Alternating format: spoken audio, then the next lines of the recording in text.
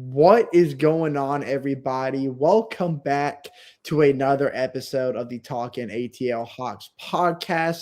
Episode 83 is where we're at, guys. We are creeping closer to the official NBA offseason. The Spurs and the Thunder just wrapped up an epic Game 7 in the Western Conference Finals, which means we've got the Knicks and the Spurs going toe-to-toe in the NBA Finals. And then once that series is set, which looks like is going to be a 7-game series, then we'll officially be in full off-season mode, and we're going to pay close attention to a lot of off-season rumors rather, that have been looming around the last few weeks pertaining both the Atlanta Hawks and other NBA teams around the league. Some blockbuster trades are bound to go down like they do every offseason, and we're excited to see how this offseason is going to shape up. But first and foremost, before we get into any of that, I am greeted by yet again the same good old crew, Mr. John Joyner, who is leaving us for another country next week. Deported. So screw that guy. And then Chase, just screw him because he's Chase. But Chase Jefferson is here. How you guys doing? How's y'all's weekend been on a serious note? I'm doing good. I'm excited for my vacation to the Dominican Republic. I'm going to Punta Cana for about 4 days. Yeah. Leaving on Tuesday, getting back, I believe, on Friday. Should be fun. That's be fun. Fine. Never been to the first time leaving the country, so I'm a bit nervous, but I mean, what kind of stuff are you going to be doing down in the DR? I don't really know. Like, I know that there's like a bunch of like stuff that we could do. Like, there's like this monkey island that we might be going to that's like infested with monkeys. There's like a scuba. There's like a snorkeling excursion we could do. There's a bunch. About like Harambe. Like, are you gonna go see Harambe or something? Unfortunately, Harambe is no longer with us. He passed away like 10 years ago. I don't know if you've been on the internet lately. I don't know if you've been on the internet lately, Andrew. If you've been on the internet from now to 10 years ago, you might have seen that he passed away. Andrew, quick thing. Twitter is no longer called Twitter. It's called X now. Due to Elon Musk. President Trump is in his second presidency. Jeff Teague is no longer in the NBA. No shot, dude. I need to get on the internet. LeBron James is still in. LeBron James is still. LeBron James is still in the league despite being 41 or 42. Dude, isn't that nuts? Like, let's think about that for a minute. Imagine going to being in 2016, watching LeBron win the finals, and then somebody telling you, like, hey, 10 years later, LeBron's still going to be in the NBA. You're going to think he's retarded. Like, that's crazy. That is crazy to think that he's actually still in the league. That's just actually wild. I mean, we've seen players like this, like, stay this long in the league at this age, but not to the extent of, like, skill and play level like LeBron James, which makes it crazy.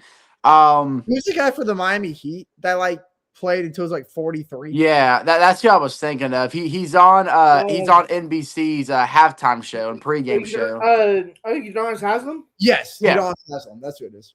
And no, he's on NBC. Yeah, I think he's on NBC's. Yeah, because he's on there with Blake Griffin and all them and Vince Carter. Then of course you have Kevin Love as well, who, I mean, his later years he just kind of played like a Vince Carter role, kind of sat on the bench and just mentored all the young guys for the Utah Jazz, and then the Denver Nuggets too when he was on the Nuggets. So you have usually when veterans get to that age, and they're really seasoned veterans, that's kind of the role they play. But that's not what we're seeing with LeBron James. We're still seeing him as an impact player and a face of a franchise type player. And just quick, while I'm on the topic of LeBron James, does anyone think he's going to go to Cleveland for his final season, or you think he's staying in LA? I think he's staying a Laker. I don't know. I think he will stay in LA, but I think he's going to go to the Clippers. Really? Hot take. Hot take. That would be mind blowing. I think I'm on the narrative that he's going to get shipped off to Cleveland for his farewell season, and I'm not. Look, I know it kind of seems like a storybook ending here, but I'm just saying, if LeBron James joins Cleveland and is kind of paired up with Donovan Mitchell and James Harden, I'm not going to be one of those guys that think that's going to be a disaster.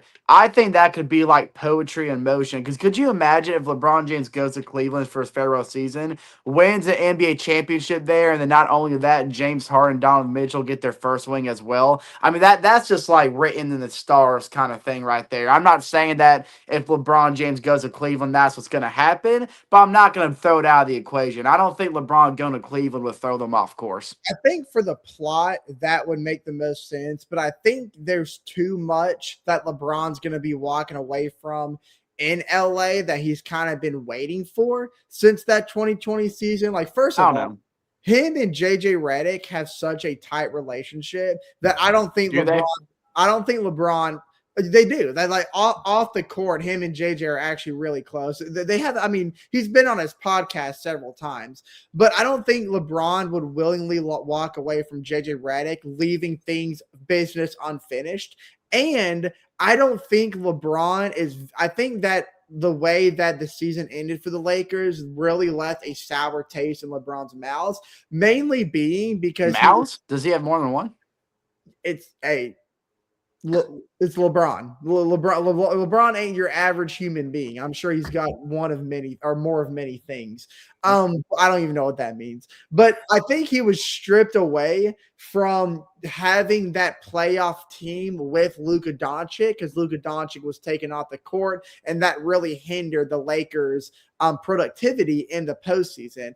And I think LeBron is at this point in his career where his legacy has been finished in Cleveland. His legacy was finished in Miami. And yes, he won a championship with the Lakers during the NBA bubble, but I don't think LeBron sees his legacy with the Lakers being finished. Not because of the whole Mickey Mouse ring situation, but because I think LeBron understands that he hasn't really accomplished LeBron things in LA. Like, you take a look at his separate his careers in three different sections. You take a look at his career with the Cavaliers, NBA Hall of Fame status. You take a look at his career with the Miami Heat, NBA Hall of Fame status. I don't get that same vibe when you take a look at his. That's crazy. That's crazy to say.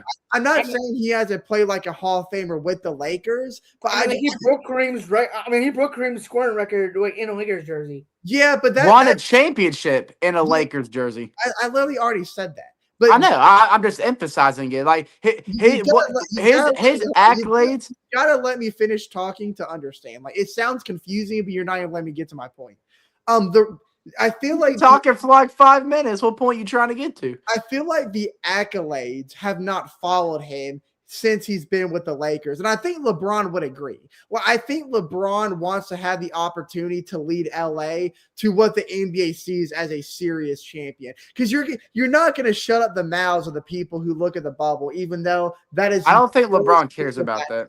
Even though that's the purest form of basketball we've ever gotten in years, I think LeBron understands that winning a title now with the Lakers would be the best way he could put the crown down and walk away from. I think until that happens, LeBron's going to be dissatisfied with his time in the Lakers. I really do.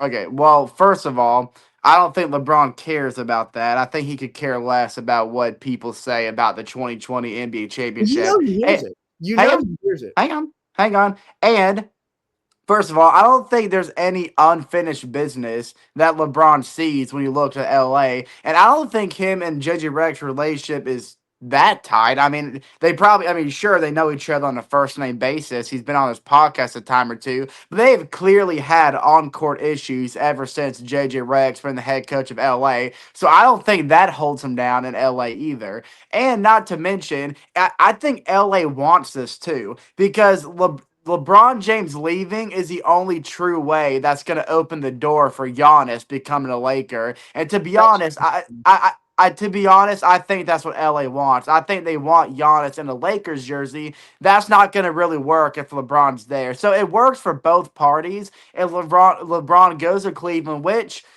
might not be the smartest thing for Cleveland to do, but they just re-signed their GM, and he is kind of stupid enough to do something like go out there and get LeBron James, even though it's not what they need. So it kind of makes sense for both parties for LeBron to go to Cleveland to finish his legacy where he belongs, and for the Lakers to move on from the LeBron LeBron era, where they've already gotten several accomplishments and several achievements, and then welcome in the Giannis era. And Giannis, Luka, Austin Reeves. I mean, that's DeAndre Ayton. I mean, that's a nasty starting five. Marcus Smart too. Like I said, for the plot, it makes sense for him to go to Cleveland. But I'm not talking about the plot here. I'm talking about for both franchises. It makes the most sense for Cleveland and LA. Wait, hold on. It makes no sense. Hold on, Chase. Did you say Giannis? Did you see Giannis LA via free agency? Because he's still under contract with the Bucks. They have to trade him. They have to trade Giannis to the Lakers. Yeah, they're not getting Giannis. There's no way. Why? LA's getting the Lakers are like one of Giannis. It's either the Knicks and the Lakers or Giannis's top two destinations. Miami. He wants to go to Miami. I think it's more likely he goes to Miami than anywhere else. Yeah, I could see New York. I think Miami has like the best package to offer. To offer Milwaukee. Miami who are the Lakers going to trade away to get Giannis? They're not trading Luka, which I feel like Luka would have to be included. Why would they give up Luka? No, they want Luka and Giannis together. Exactly. That's what I'm saying. Take Luka out. There's no possible package that would make sense for Giannis. Several. Build me one. They could give up Austin Reeves. They could give up Marcus Smart. I don't know what. Why are you looking at me like Austin Reeves? Austin Reeves is one of the purest shooters in the league, and he's young. You don't think Milwaukee would want someone like Austin Reeves? I'll tell you what Milwaukee. Reeves is also free agent this summer as well, so we could be leaving by. I'll tell you why it doesn't make sense, because Milwaukee wants one thing out of this trade and one thing only. They want a star player, but most importantly, they want draft capital. Out of the Knicks, what draft capital does Miami have? Miami has a ton of draft capital. You also have young players as well, like Tyler Hero. They can give Tyler Hero. That makes no sense. The Lakers don't have enough draft capital. Tyler Hero, how many Hawkins? Khalil Ware. If they give up Tyler Hero for Giannis, Miami's not going anywhere than where they are right now. The Miami Heat already said that Tyler Hero is going to be traded. Tyler Hero is not expected. No, I'm not saying that. I'm just saying that doesn't make sense for Miami to trade him to Milwaukee for Giannis. And I don't think Giannis wants that either. First of all, Giannis doesn't care where he goes. First of all, if it was up to Giannis, he would stay in Milwaukee. Giannis does not want to leave Milwaukee. Exactly. However, it just doesn't make sense for Milwaukee to keep him. But first of all, what good would it do for Miami to bring in Giannis, but then bring up, to give up their core? First of all, they don't have that much draft capital. I don't know where you pulled that from. What's their start? What is Giannis and Bam going to do with a horrible bench? Giannis and Bam is going to do a lot of things with a horrible bench. They're not. They're not going to get anywhere than they are right now. I'm not the GM for the Miami Heat, so I don't have the answers to all the questions in terms of what their vision is. But all I know is that they have draft capital, and Milwaukee is salivating for it. I'm not saying Giannis isn't going to Miami, but what I'm saying is I think it's kind of ridiculous to say that Giannis going to Miami makes more sense than him going to LA. LA is like the dream scenario for Giannis. But it's not the dream scenario for Milwaukee. I think it's not about Giannis. It's about Milwaukee. I feel like they could get more from LA than Miami, and unless Miami trades Tyler Hero to get Giannis, which in my opinion is absolutely retarded. I agree. But good conversation. Anyways. But we'll get into the meat of this episode because I've got something very special planned for Chase and Joyner. But before we get into that, I did kind of allude to it earlier about the NBA Finals being matched up with the real League's MVP Victor Wembanyama Yeah, no, yeah. The people's champ right there. going up against the Eastern Conference devours the New York Knicks. Just absolutely ran through the entire conference aside from the Atlanta Hawks. If you take away games 5 and 6. But for real, Atlanta Hawks being the only team to beat them in the playoffs, not once but twice. But so should we, as Hawks? I'm just kidding. I'm not gonna say it. Surely the Knicks and the Spurs are going to go the full length of the race to 7 games. This is built up to be an incredible series. But I want to kind of talk about what your guys are looking to expect to see in this series. Who y'all think is going to be on top? Who y'all are seeing to be the Finals MVP? Because it may not be as obvious as what we think. But I'll start with you first, Joyner. Give me your thoughts and preview these finals for me. Who do you think is going to come out on top? And yeah. I'm just gonna keep it simple. Spurs in 4. Fuck the Knicks. I said Hey, the Knicks. Yeah. I don't care. I don't care if you have to bleed this out. No. Hey, you know what? I hate the Knicks. You know what? You hate the Knicks. I'm sure y'all's answer will be the same as mine. Spurs are going to follow. It may not be a sweep. It may not be a sweep. How isn't that obvious? How I'm saying, but like that's what the heart wants. That's definitely what the heart wants. Yeah, no, I just don't. I mean, like if Chet Holmgren couldn't stop Wemby, who's going to stop Wemby on the Knicks? Cat. And look. Cat soft ass? No. There's no foul. Hey, listen. Hey, look. It's kind of funny, like the timing of this too, because in the last episode, when we were kind of previewing the we were going through some off-season acquisitions we think the Hawks should go after. And I talked about Mitchell Robinson, and I kind of talked about the only issue with Mitchell Robinson as he does have a really bad injury history, especially the last 2 seasons. And the news kind of came out that he broke his right pinky where he was expected to miss some time, but then all of a sudden he got some really quick surgery, and now he's expected to play come game 1, which is pretty crazy. But John, you're absolutely right.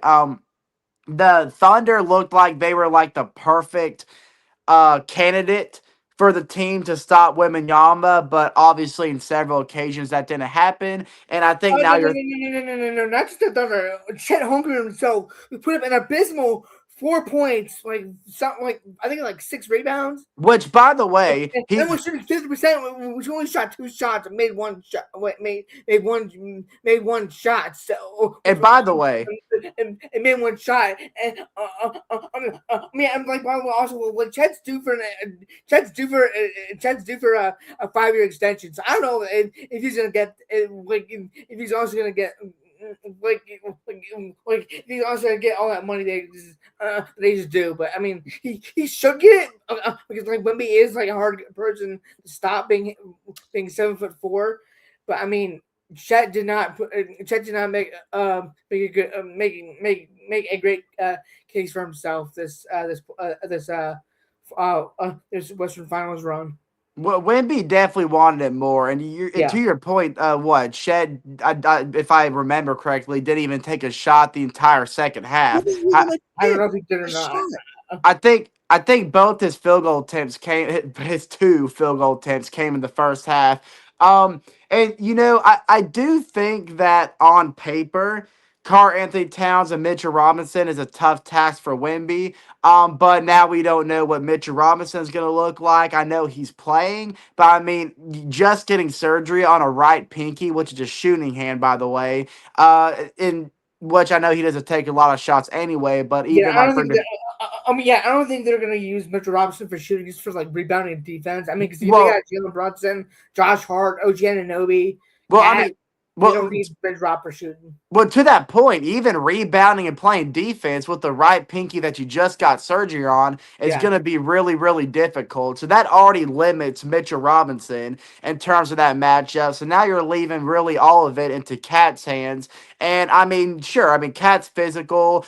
We've seen the Knicks all throughout the postseason run plays and run an efficient offense through Karl-Anthony Towns and not necessarily Jalen Brunson, which has been a thing of shock because it's worked so well. So I think the Knicks are fine. And to be honest, if I'm being really realistic here, I think on paper the Knicks have the upper hand in the series. However, if the Spurs could continue to rely on Wemby to run the offense through him, to be the heavy load, continue to have players like Devin Vassell and Keelan Johnson shooting from the outside, and Champagne, who was phenomenal in the Western Conference Finals, then Castle as well. I do think the Spurs can definitely beat the Knicks. And even though I think the Knicks have the advantage, I truly do think, biasly and unbiasedly, the Spurs are actually going to win this series. And You I didn't have think to they're going say. to. You didn't have to say I'm biased. Come on, just be biased here. Come on. I'm being biased here, Again. but this is biased and unbiased here. I think the Spurs are going to take this series in 6, and I really do think Mitchell Robinson being limited is going to play a big part in that, because when Cat's getting his rest, Mitchell Robinson's their secret weapon to keep that true big efficiency out there. And I just don't. I mean. I don't know. We're gonna have to see in game 1 how limited Mitchell Robinson's gonna be. But so far, to me, that's a really big hit for the Knicks. It's going to be interesting. There's several things that are true here. First of all, thank you for the San Antonio Spurs for knocking out SGA, because I don't think I could have taken a lick of SGA basketball in the NBA Finals and not get frustrated, because he is very frustrating to watch. He's talented. I'm not trying to say that the 2-time MVP does not deserve his flowers, but my Lord, just stay on your feet when you take a jump shot, dude. I mean, come on. It does get really ridiculous at times. But it does guarantee that there is going to be yet another new finals or new NBA champion, because the NBA parity has been at an all-time high since the Warriors had their run in the late 2010s. There has not been a repeating champion since the Warriors did it back in the late 2010s. So it brings a lot of great parity back to the NBA once more, and we get to see everybody's favorite player, Victor Wembanyama, in pure finals form. Now, what's going to be really interesting. Also, real quick, I don't know if you're going to say this, Andrew, but this is also a rematch of the NBA Cup Finals back in December. That is true. That is very true. Knicks and Spurs, and I do believe that the Knicks won that. So, will history repeat itself, or will the Spurs get the better trophy in the Larry O'Brien? Everybody's so happy to see it too, because you could see the moment the final buzzer sounded, what it meant to Victor Wembanyama. Yeah. Like, he plays with so much raw emotion, and like, it's such a tight community in San Antonio. Like, there's a real brotherhood on that sideline, and you could say the same for the New York Knicks. I mean, these are two true brotherhoods going toe to toe, and these guys will literally die for each other. Like, that's the vibe you're getting when you see the teams play on the court. So to see those two teams clash for an NBA Finals to hoist what do they call the Finals trophy? Why is this slipping from Larry O'Brien? Yeah, there you go. I was trying to remember. I couldn't remember it. But yeah, so you're going to see that Wembanyama passion going up against Karl-Anthony Towns, who verbally said that, I mean, all he wants so badly is to bring a championship back to New York. And it's going to be fun. And I'm really interested to see how the boards are going to play effect, because I mean, good Lord, Chet Holmgren, y'all just talked about how inefficient he was on the offensive side, but even him and Hartenstein could not clean up the rebounds like they did in last year's finals against the Pacers. I mean, the San Antonio Spurs in the second half tonight just outright dominated their offensive rebounds, which played a huge factor into them, outstretching the floor and really holding on to the lead throughout the rest of the way. But the New York Knicks, I mean, you take a look at their entire Eastern Conference run, it's all been built on the way they create second chance scoring opportunities and how efficient they are in out rebounding their opponent. So these are two teams with a lot of similarities. And then you've got the guard play with De'Aaron Fox and Jalen Brunson. It is just going to be an outright masterclass of a series. But yes, my hate watch glasses will be on. I cannot see the New York Knicks winning this finals. It will truly crush my soul.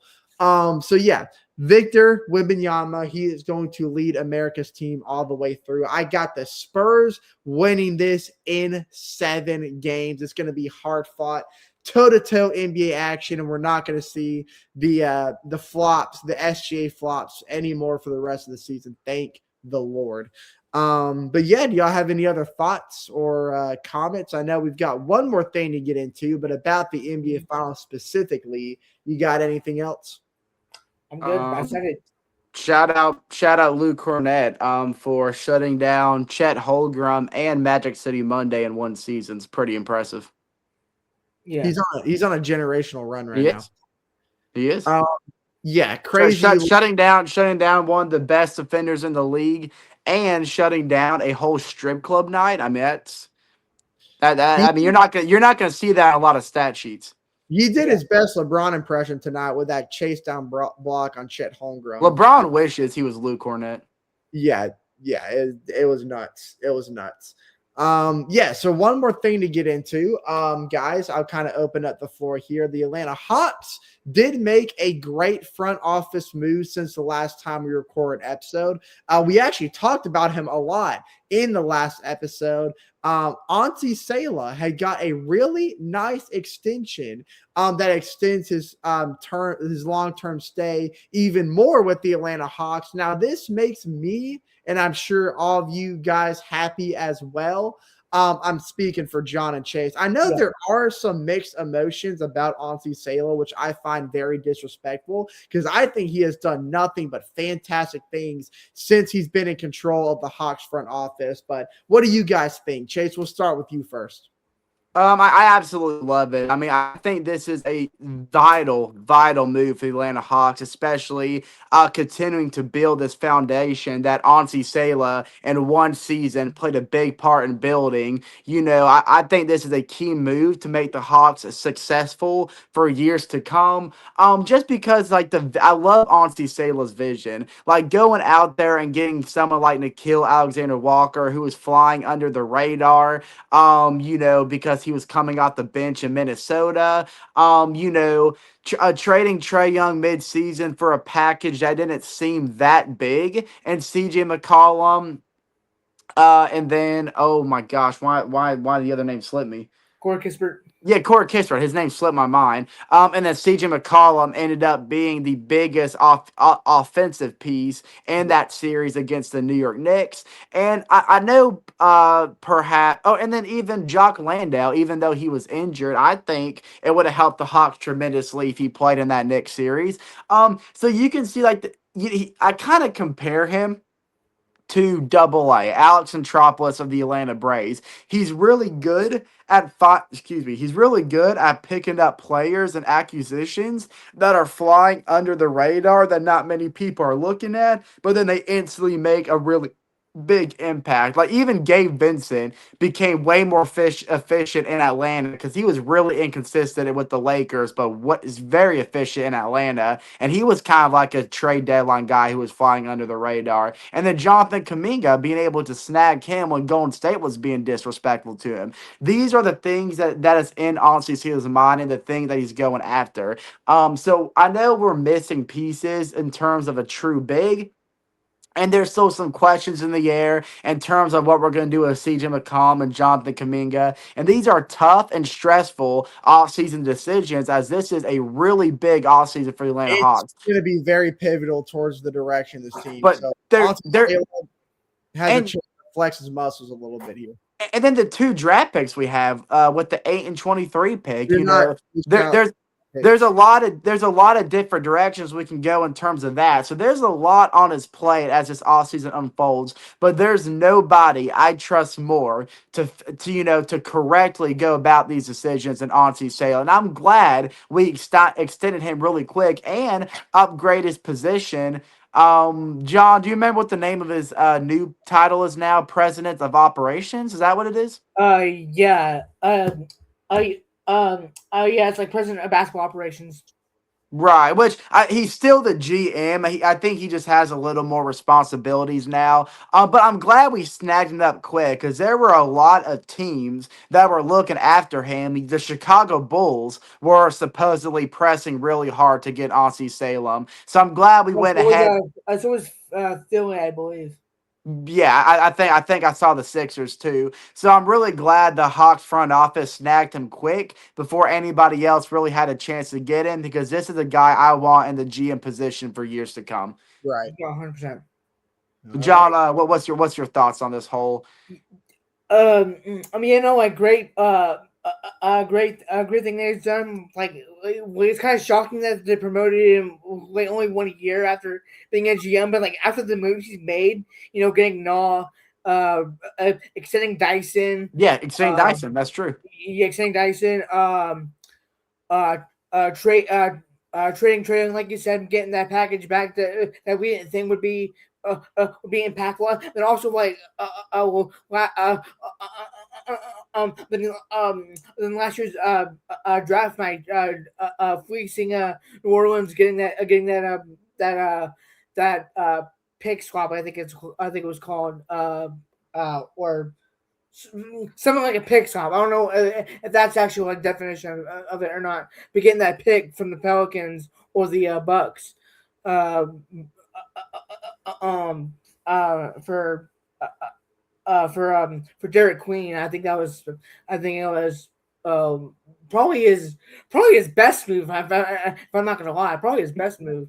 That was like his first really big decision there as Yeah, GM too. So he hit the ground running when he joined Atlanta. And I yeah, think that's why the front office likes the direction of him so much because he does have kind of a, hard nosed kind of attitude when it comes to the direction of this team. And he clearly has a vision. Like, this isn't a guy who's just making moves blindly. Like, he knows what he wants and he's going to do whatever he can to get us closer to that finish line. And he doesn't want to waste any time because he understands that the Atlanta fan base is hungry for success because we have been in such a dry spell in purgatory for so long. And it is about time that we actually are able to call ourselves true title contenders because you can look at that 60-win 2016 team all you want, but I don't think anybody would have really considered them title contenders ahead of LeBron James and the Golden State Warriors. And then you could talk about the 2021 team. I know it was a long shot for us to make the Eastern Conference Finals, but let alone take Milwaukee to 6 games. So nobody would consider that team final contenders, and I don't think we've had one since. So it's about time that we can actually build a roster that we have pride in going into a season with those expectations that we can actually win the NBA Finals, and especially with the way the Eastern Conference is so wide open. And you said it, Chase, this offseason is going to play such a big role to what that looks like going forward in terms of how soon we can get this roster the way we want it. Especially because of those draft picks. So, yeah, Ansi Sailor, like you said, Chase, like you added Joyner. No other guy I would rather have make those decisions because we've seen him use his tactics before and it's worked out so well already in such a short amount of time. So, And yeah.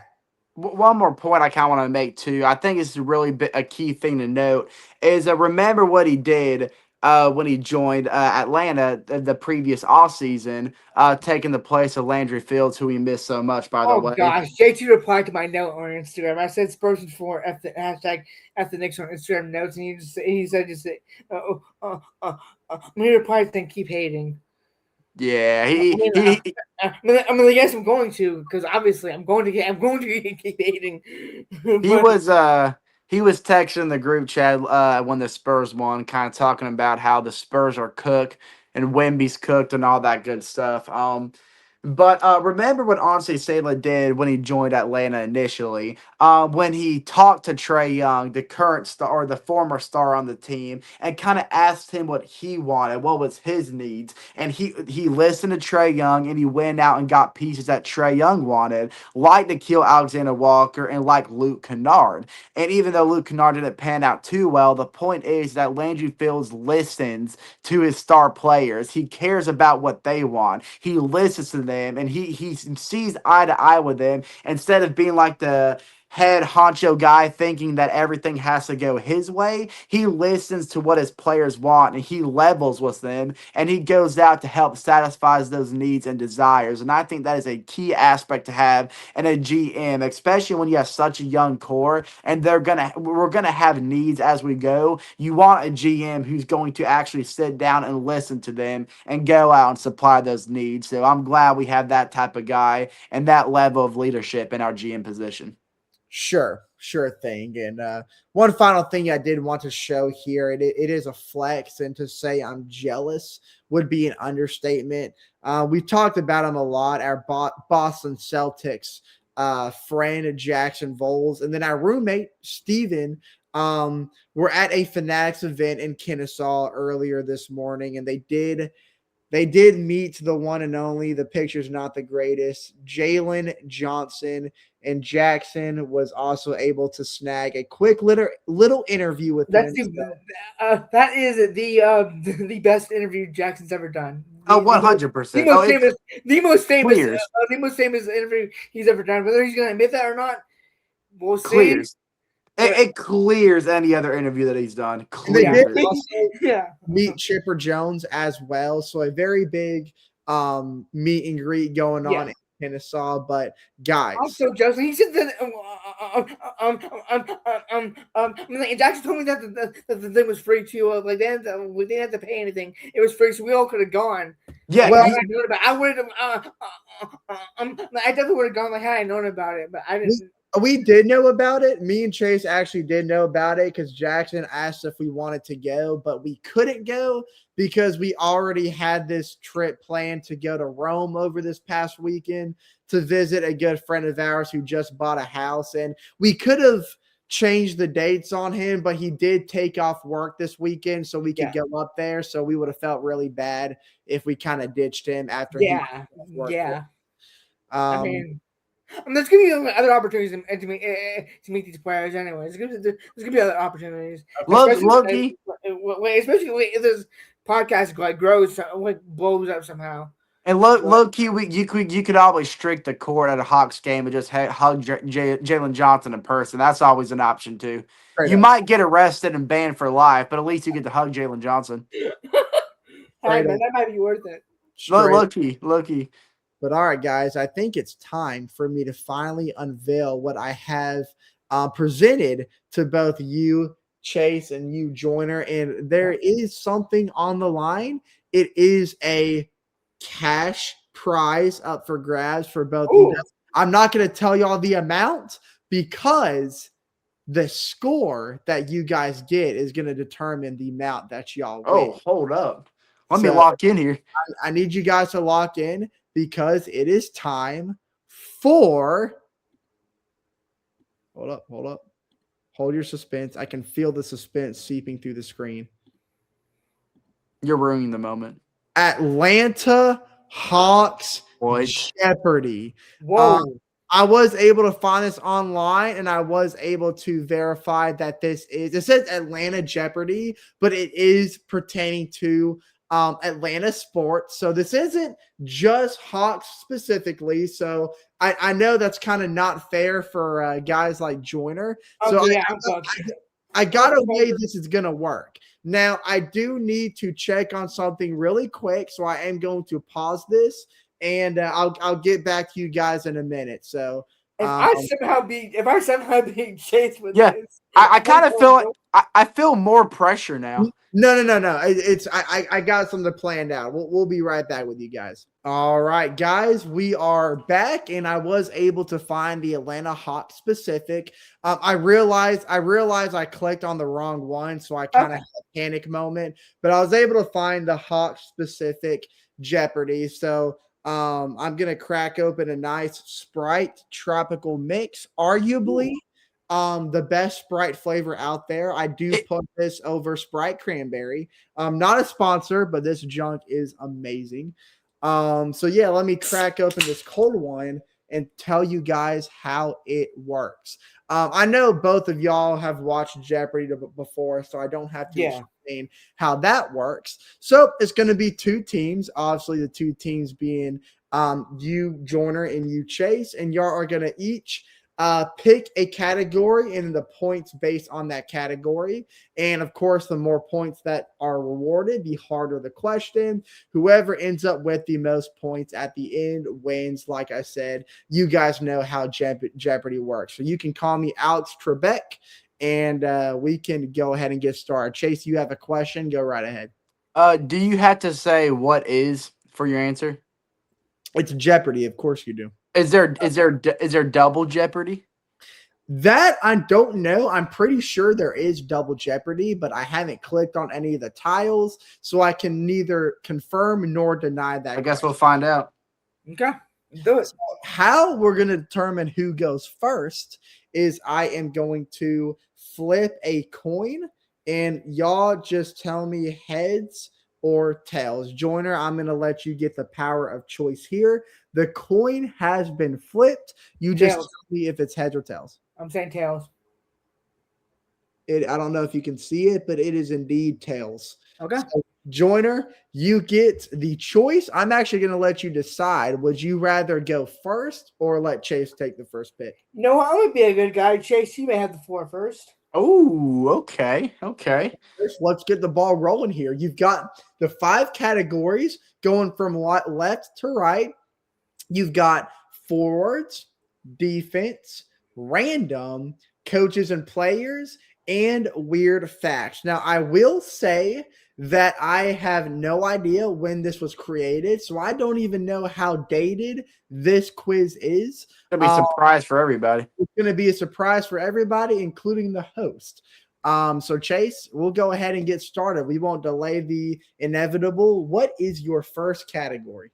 I'm gonna go something with a little mild here. I'm gonna do coaches and players for 300. Okay.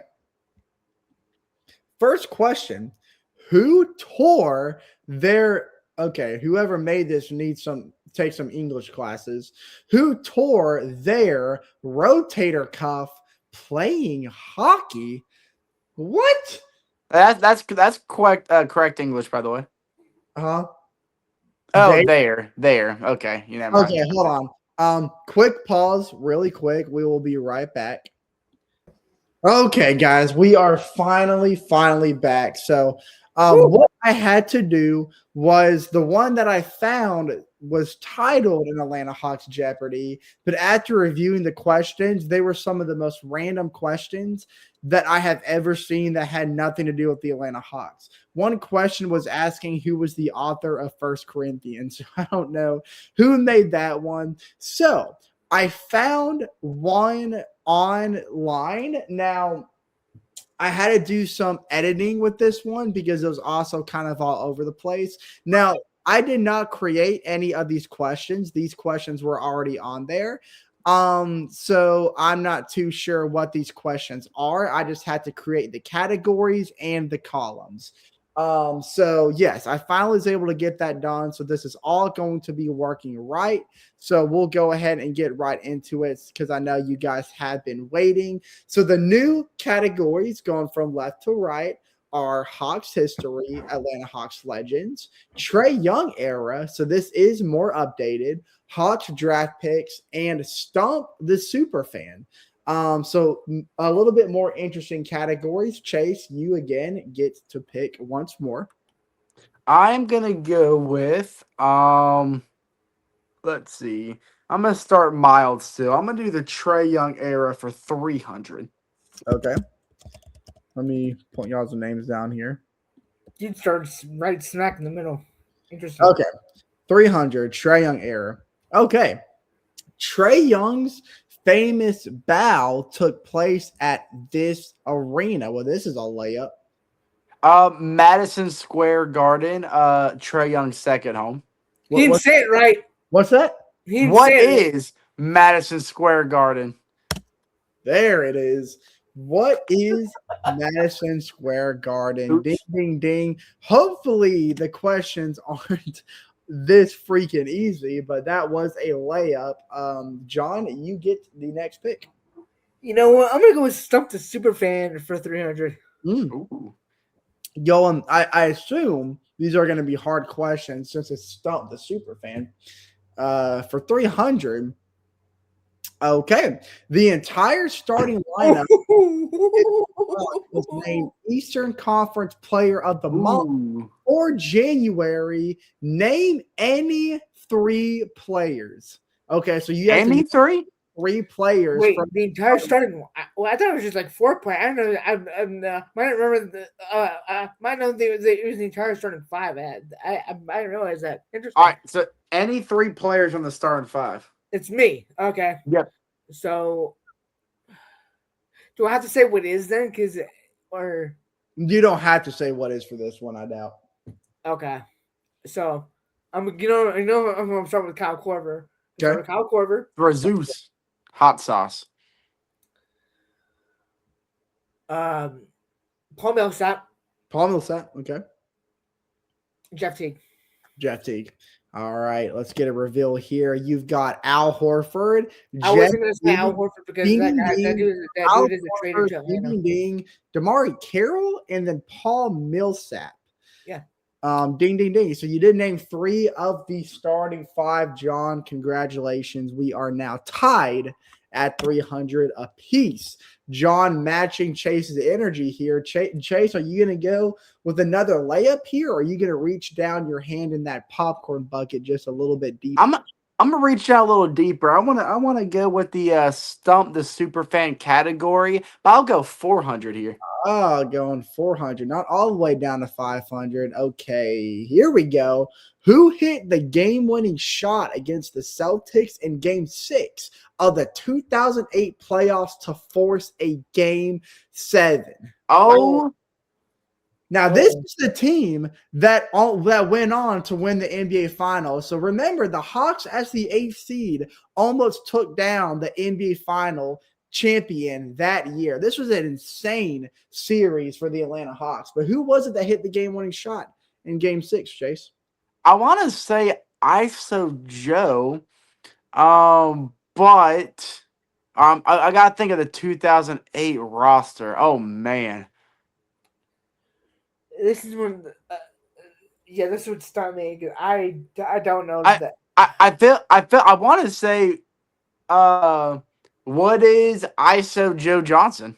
That's what you said. What is? So that's your official answer. Let's go! Let's go, baby!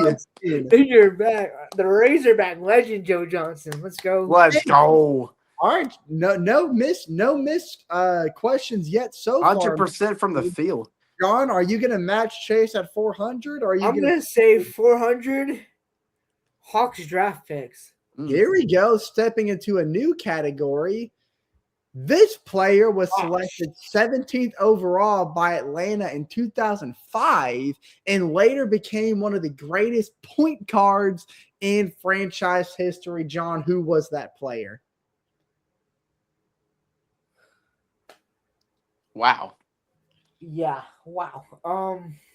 Selected 17th overall. Obviously Dennis Schroeder. No. He was 2013. And I think he was also 17th overall as well, I think. Or was that Giannis? I think it was. I think it was somewhere around that range. Keaton Wallace is never a bad answer. Yeah, but he's not that old.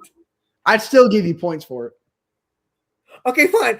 What is No, that's how that works. Now keep in mind, if you get a question wrong, you do lose points. So if you get this wrong, John, you're going to be at negative 100. Ooh. You know what? And this guy was the first guy that hopped in my mind, but this might be wrong, but I would say, what is Jeff Teague? Not 2000. Who is Rajon Rondo? Immediately traded to Boston. So that's actually Boston. That's a little misleading because it says one of the greatest point guards in franchise history, even though he was more known for his time with that's a very misleading question. It is a little misleading. Yeah, that's misleading. But John, unfortunately, that's going to put you at negative 100, and that is the first missed question of this Jeopardy match. That's misleading as frick, dude. That was Let's very go. Not gonna lie, you got done kind of dirty there. I'm gonna put my toes in the water a little bit. Let's go Atlanta Hawks legends for 200. Okay, Chase playing it safe since he's got some wiggle room. Nicknamed Sweet Lou, this guard won 6th Man of the Year while playing for the Atlanta Hawks. We talked about him last episode during our family feud. Lou Williams, baby. Come on. Are you sure it's not Keaton Wallace? I mean, he's What is Lou Williams? What is? Have you never played Jeopardy? It is what is. My bad. Who is Lou Williams, you dummy? It's who? It's who? Lou Williams is not a thing. It's a person. Okay, my bad. I don't watch Jeopardy as much. You not know how do you graduate college if you don't know your freaking English? If you don't know your freaking grammar. Chase. Well, I thought that's what they always say in Jeopardy was what is, but it is who is. That's for a thing. It's Alex Trebek did not die for this, man. You're right. That's basic grammar, Chase. But I know it wasn't correct grammar. I just thought that's what you said in Jeopardy. Oh my god. But I mean, that question's pretty easy when they literally say the name in the question. So Chase getting past pretty easy here. John, you've got some catching up to do. What's going to be your next move? Atlanta Hawks Legends 500. There you go. Going for the home run hitter here. Before becoming a Hall of Fame coach, this player averaged over 20 points per game for Atlanta in the 1960s. John, who was that player? Hall of Fame coach. I think I know who it is. This could be Wilkins.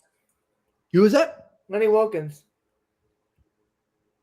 What? Oh wait, no. Who is Lenny? Who is Lenny Wilkins? My fault. You meant what is Lenny Wilkins?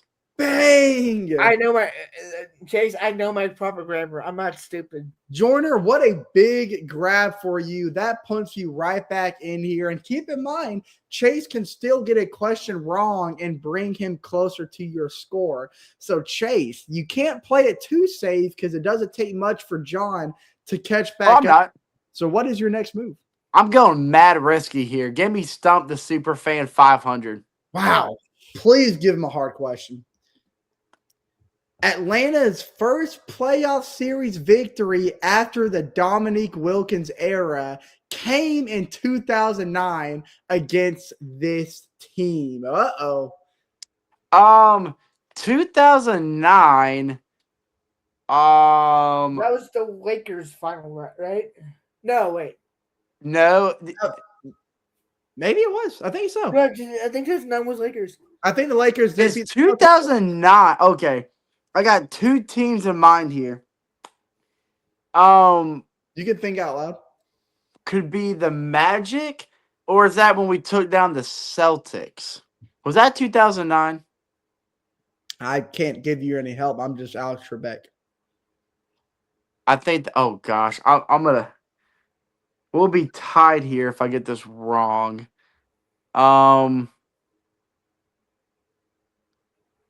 What's the Magic, man? It might have been the Magic. I'm not gonna lie. It's on. But it could have been the Celtics.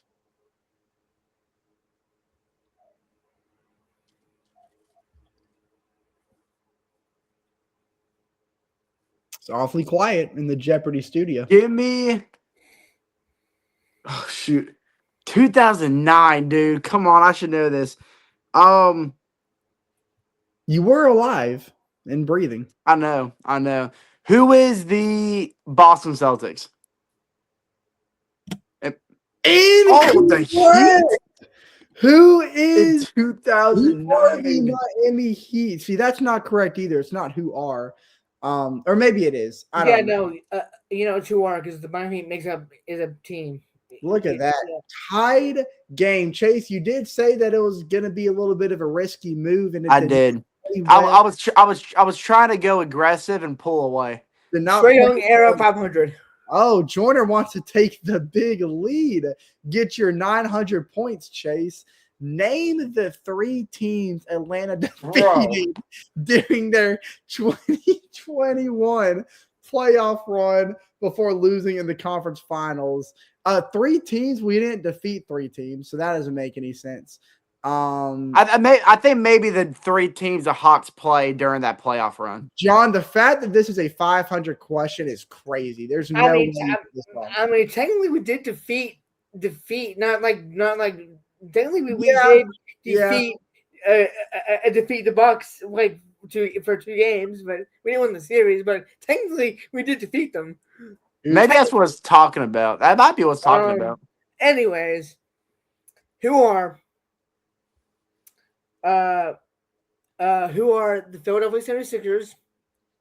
Who are the New York Knicks? Who are the Milwaukee Bucks? Even though we didn't win that series, okay, I think it's what it wants. But yeah, okay, you didn't go in order, which kind of scared me for a minute. But to be fair, the question's not asking for the order; it's just asking for the teams. So you still are correct. We did beat the New York Knicks, the 76ers, and then the Milwaukee Bucks. So there you go, John. I didn't say in order, so yeah, it just scared me when you said the Sixers first because I was like, no way he just messed that up. But it didn't happen. So I'm gonna get some progress back. I'm not gonna go for 500 here, but I'll stick with the Trae Young era for 400. Okay. This teammate threw the alley-oop pass to John Collins during the famous poster dunk over Joel Embiid in the 2021 playoffs. I love this question. We talk about this moment so much on this podcast.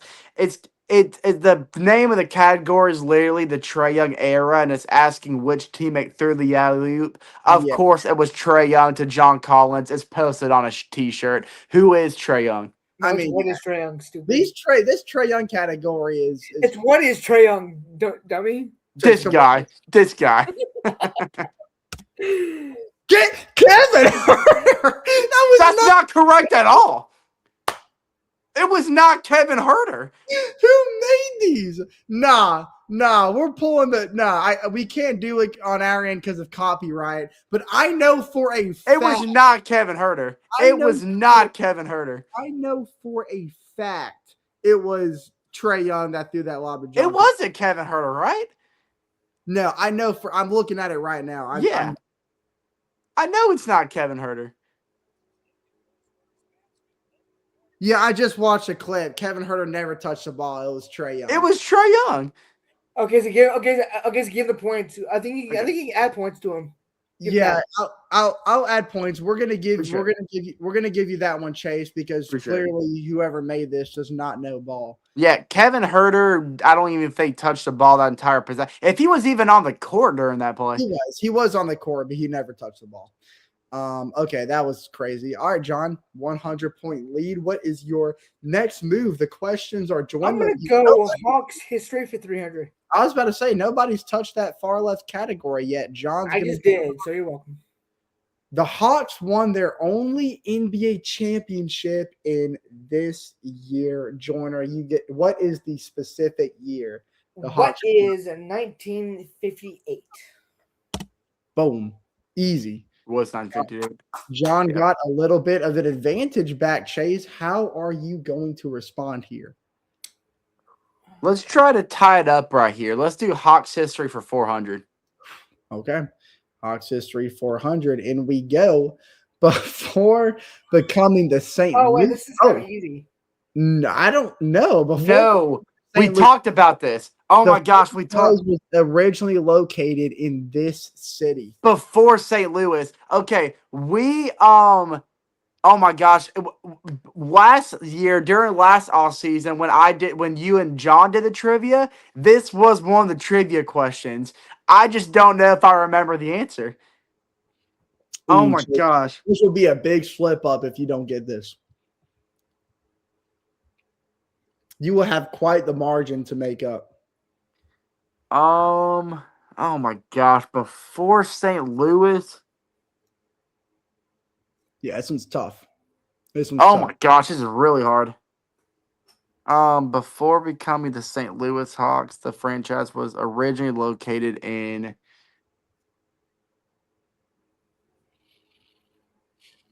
I want to say Milwaukee. I think I'm just thinking that because of the Milwaukee Braves. They might have never been the Milwaukee Hawks.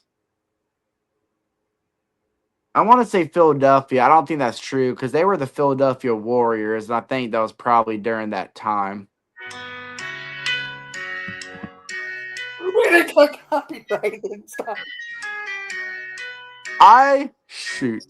You might get copyrighted, and you might want to stop.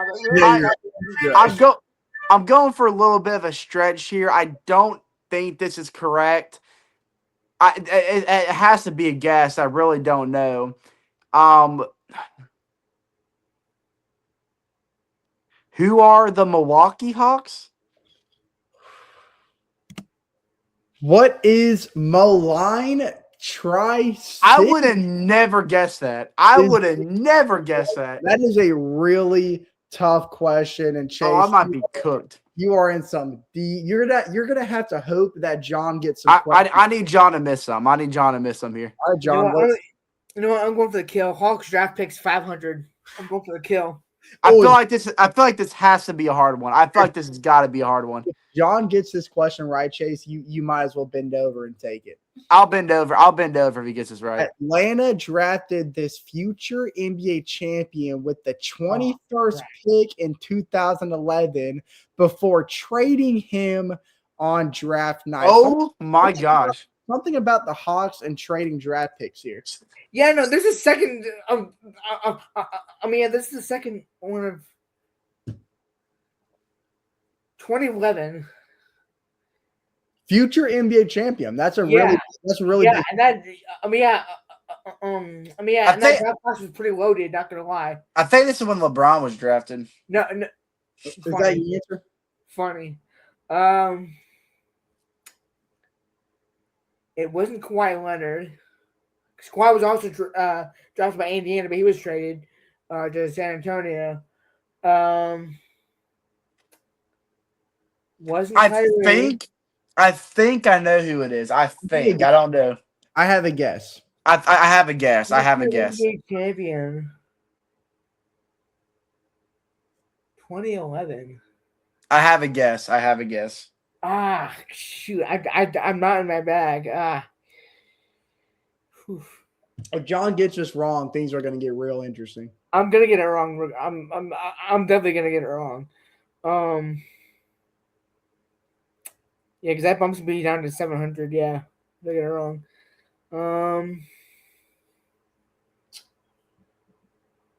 I do appreciate you going for the kill, John. I do appreciate that. I risk high reward. I'm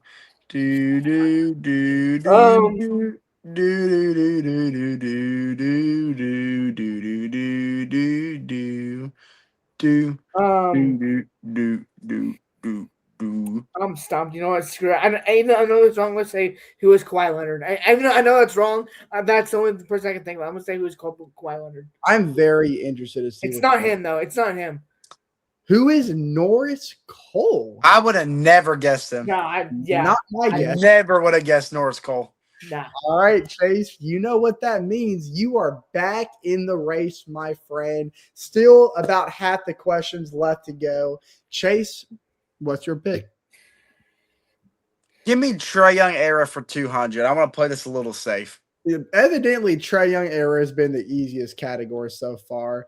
The Hawks reached this round of the playoffs during Trae Young's breakout 2021 postseason run. Okay. Well, what is the Eastern Conference Finals? I was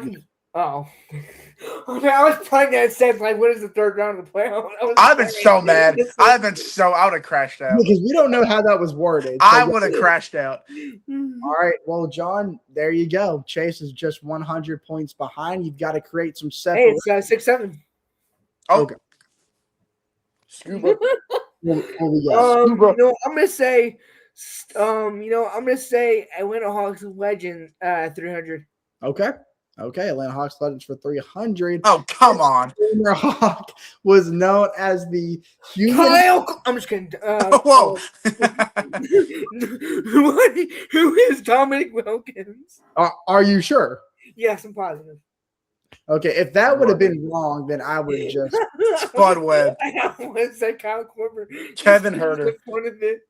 All right. That was a big grab for you, John. Thankfully, that was a layup of a question for you. And now No. It was a dunk. Oh, I like what you did there. I'm gonna go for the tie here. I'm gonna go Atlanta Hawks Legends for 400. Okay. This is a big question for you, Chase. This Hawks point guard made 9 consecutive All-Star appearances from 1980 to 1988. Chase, who was that star point guard? From 1980, 1988, that's got to be who is Doc Rivers. You said who is, so that's your final answer. Who is Doc Rivers? There you go, Chase. I was thinking Spud Webb. This thing up. I think I did hear that before because that's when he was like blowing the league up in terms of assists. Yeah. Okay. Wouldn't be surprised if he led the league in assists for every year during that era. To be honest, stretch. I think he did. I'm gonna go with Trae Young era 100. Yeah, just get the sure lead back. Atlanta acquired Trae Young on draft night in a trade involving this. Even says the team, this future Maverick star. Who is Luka Doncic? Thank goodness that category's over. Those questions were way too easy. I know. Yeah, because that's when we were.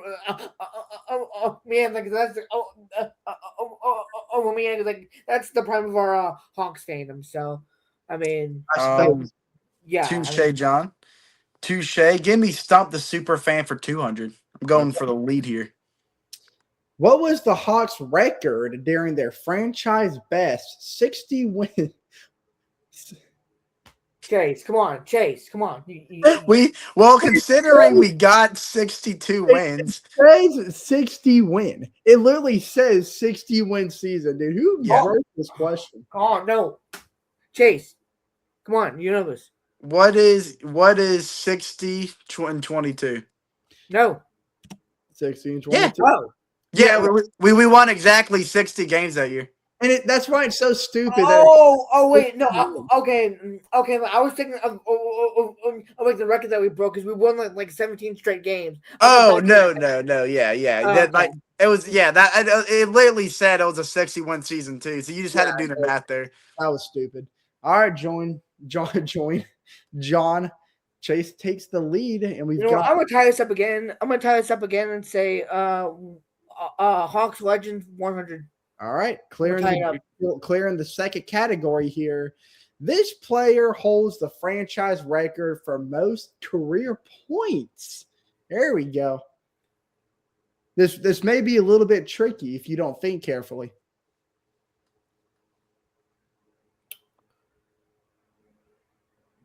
Yes, his franchise record for most career points.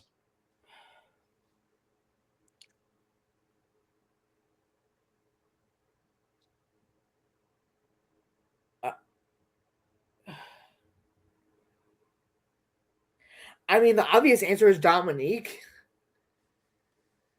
but it may not be Dominique. That's the thing. It could be Trae Young. It could be like anyone. Could be. Oh wait. No. Did he? Could be Thiago Splitter. Gene Moss. Could be Mike Muscala. Horford didn't break the record. No, I don't think he did. You know, this is probably gonna be wrong. I'm gonna say who is Dominique Wilkins. This guy, I can't think of.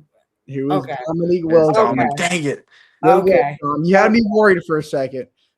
Okay, yeah, I was overthinking that one. I was thinking that Horford. You're overthinking just a little bit. I'm gonna get the lead back. I'll clear out this category. Stomp the Super Fan 100. All right. What is the name of the Hawks mascot? Who is Harry the Hawk? Come on now. We've met this man. We have a picture with this man. Going back and forth here, John. Are you gonna be playing hooky with Chase, or are you gonna jump over him here? I'm gonna say Hawks history for 200 because I can't. The draft picks are gonna stop me. So I'm not doing. I know. I'm so scared to go in that category. 200. I said. Who was the first Atlanta Hawk to win NBA MVP? Ooh. No, it says first Atlanta Hawk. Mm-hmm. We have talked about this before too. I believe in one of our other trivia episodes. It's his first. I'm not going. Even though I don't think he's one of the. I'm not gonna say that.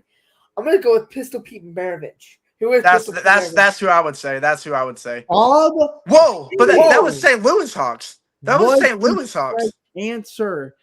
Wait, hang on. Bob Pettit wasn't in. Was he still on the team when we went to Atlanta?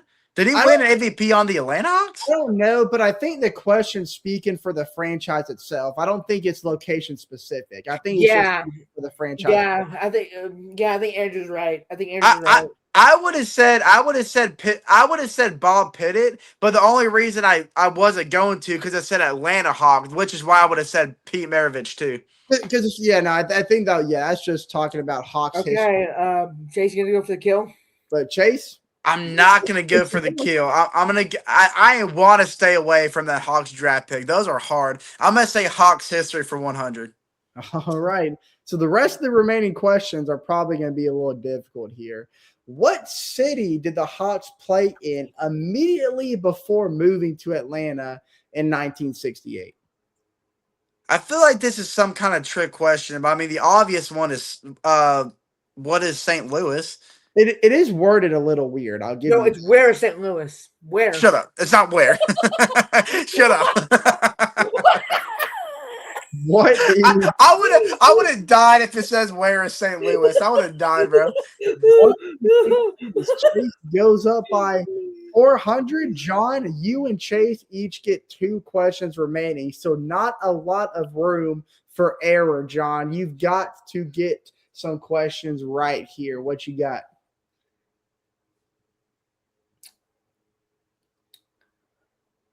You know what? Hawks draft pick 200. Okay. He's going to cut the deficit in half. This former Virginia star was drafted 10th overall by Atlanta in 2018. Wait. First of all, no. Wait. Yeah, That's correct. That's correct. Mm-hmm. That's correct. Okay. Won the championship against Texas Tech that year. Right, yeah. Like, who is DeAndre Hunter? Yeah. There you go. Show enough.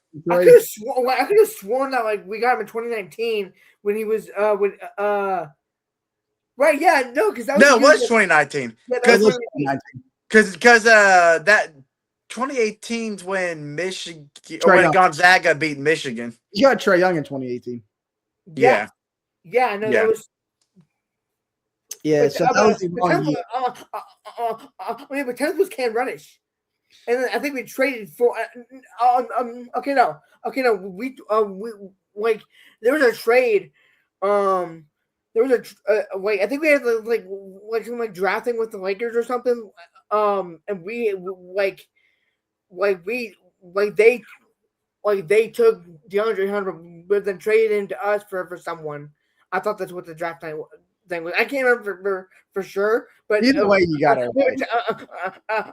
But 10 was Cam Reddish. Either way, you got it right. So cuts the deficit in half, and Chase, you've got questions remaining. I'm risking my lead here. Give me Hawks draft picks for 300. Oh boy, you might have dug yourself a hole here, pal.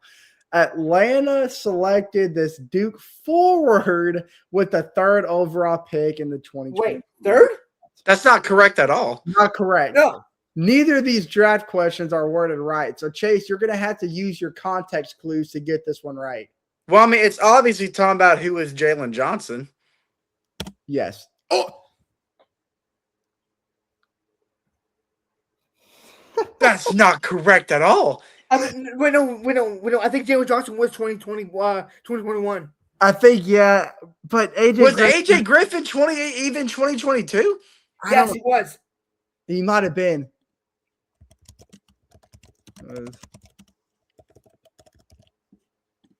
It was 2022. 2021, yeah, 2021. He was drafted 2021. But he was selected 16th overall. I When don't know. was Jalen Johnson 22? AJ Griffin was 2022. Yep. Chase, that is a hard hit, man. Because Oh my gosh. AJ Griffin, No, Kobe Bupkin, Zachary. No. This makes it really interesting for you now because you've got one or two options here. You could either go for the hardest question remaining or tie it up with Chase and then hope that he gets the question wrong. No, John's in the lead. Wait.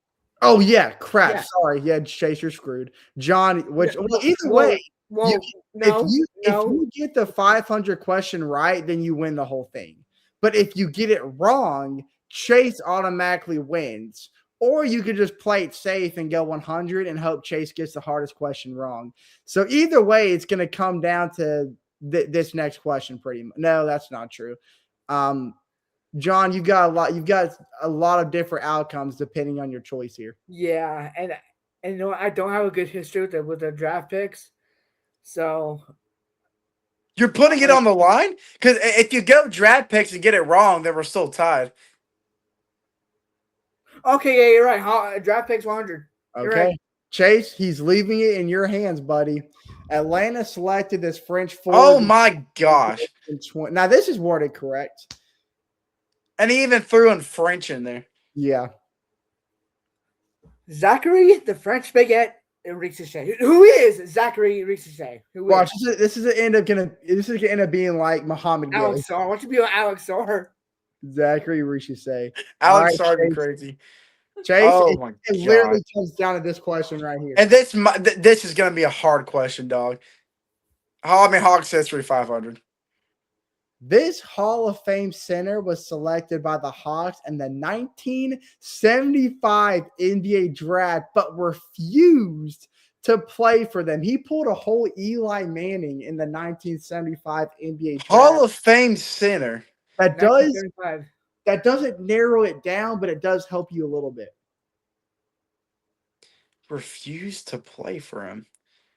In 1975, I don't know. I don't know. I've never heard of this happening. So I'm legit just gonna have to name a Hall of Fame center and pray it's correct. No. Well, and you gotta think of think of the actual year. Well, so, yeah, like a Hall of Fame center that would have played. Wait, it's not gonna be Shaq. Well, yeah, no, I meant like a center that played in that time zone. That's hard. I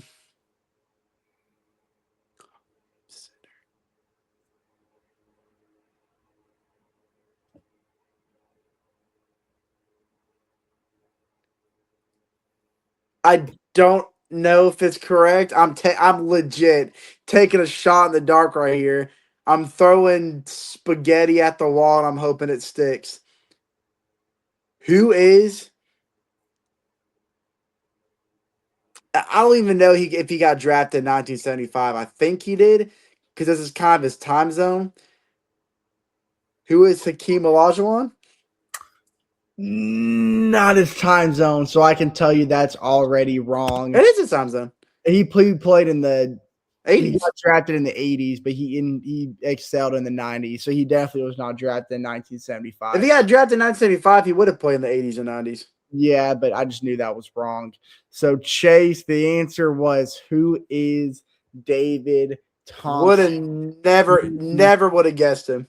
Meaning that John has won the Jeopardy game, and he sent the money prize of $1,300. No, I'm kidding. But I did say that the score was going to determine the amount of money that John got. So, John, your winnings for today's Jeopardy win is. Hold on, let me. 13 cents. Congratulations. I'll take it.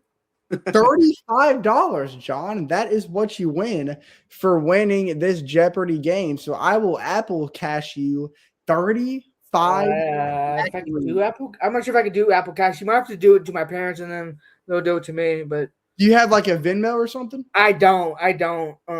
We'll iron out the details. How about this? You can add it towards my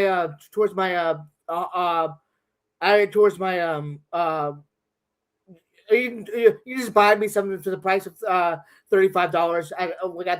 Or go ahead and just tell Angie your debit card information and your social. I don't have a debit card. I don't have a debit card. I just have a credit card.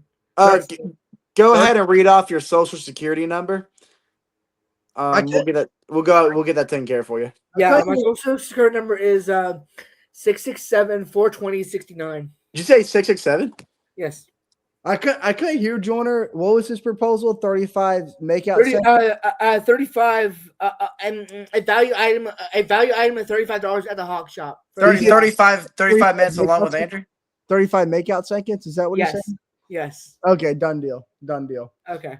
All right, guys. It has been a banger time today. That's back-to-back Hawks trivia. Congratulations again, Joyner. He is on an absolute tear right now. Somebody's going to have to slow him down. Maybe it'll happen in the next episode. Well, because next episode, I might have to host the game and have the twins battle it out. We'll have to see. We did Family Feud last episode. We did Jeopardy this episode. So we might do Love Island next episode. Who knows? We'll have to see.